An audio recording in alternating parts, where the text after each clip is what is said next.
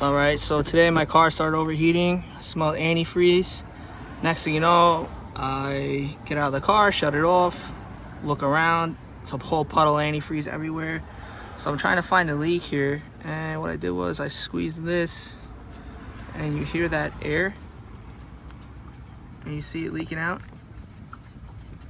So that means there's a hole somewhere in this hose. So I got out, look up here, and start looking, and boom. That is the problem. So we're gonna change the hose. I'm gonna have to drain out all the antifreeze. We're gonna have to bleed the system, and it's definitely gonna be a pain. So I guess we'll get to it.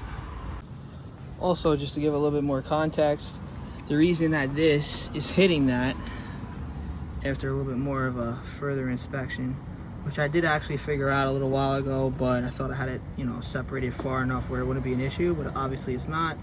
And again, that is due to the previous owner not fixing the vehicle correctly and putting the radiator in wrong, where it's not sitting correct. This gap right here, this shouldn't be here. It's supposed to be sitting in this.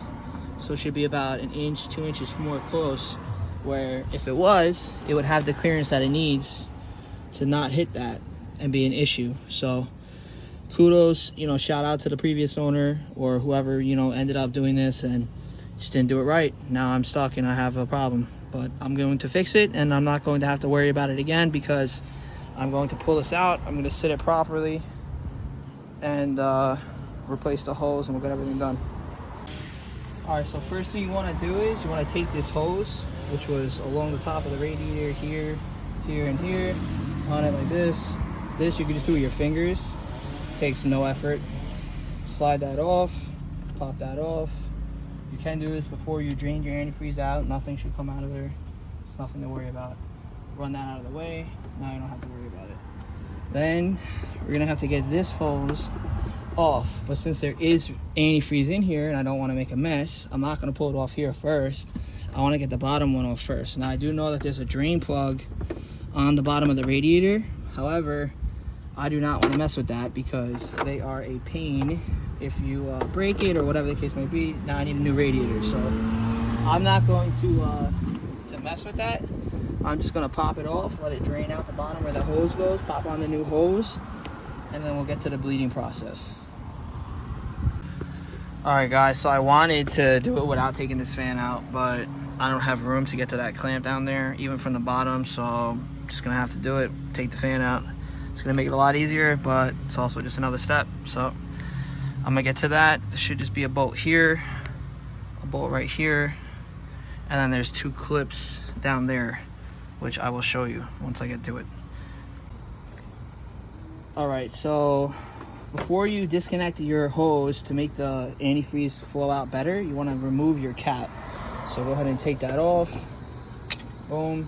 Then you're going to want to make sure you get these hose clamps off. I already took the top one off and the bottom one off.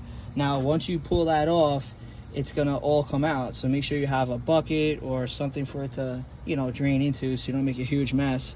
Plus, if you have any stray animals around, you don't want them to eat it or drink it, because then they'll get sick. So not good. So anyway, make sure you have a bucket there. If you do want to avoid it coming out of the hose, which again is a bit more messy, there is a drain plug down underneath the radiator somewhere in this area. Generally speaking, if you feel around, you'll find it right here. This is where it is. There is a Phillips head screwdriver, but it's plastic, so you can strip it. So that's why I said I don't want to use that. I'd rather just pull it off myself, put the antifreeze in here. It looks like crap. They need to be drained out anyway. So now that we have that off, we took the bottom hose clamp off, took the top one off. Now you're gonna pull this hose off. A little trick, if it's not gonna come off, which mine is, you can take this tool, channel locks. If you have a big enough one, you can get it around there like this, clamp it down on there, and rotate it, and it'll break it free. And then it'll allow you to pull it off. But if you could just pull it off, you could just shake it and you get it to come off. Now it looks terrible. Definitely gonna clean that. But now I got the hose off, dropped it right in my bucket, perfect. I didn't even have to take the fan out. I just unbolted it to give me a little bit of room. So now that we have all that done, fluids drained out, like I explained before, with the radiator not being sitted properly. We're gonna try to pop that in. So if you look over here, this gap right here, there's a hole right here, right there, where it's supposed to sit in, right here. Can't see it through the screen, over here. So anyway, I'm gonna try to get that in there now, so that way it'll sit properly. But so finally got the hose off, and we also got the new hose about ready to go into place. Got some new clamps, which will be a lot easier for me to get on and off, which I will be ratcheting down to make sure they're nice and tight. And this is the new hose, which I will put in. But of course, with my luck, the fitting fell off, and it fell right in here. And I do not have another 8mm for the hose clamp. Even if I did, I wouldn't want to leave it in there. And I do not have an extendable magnet to get it out. So more problems, but I'll figure it out. Alright, so good thing about keeping relationships is I hit up my old boss when I used to have my second job around here.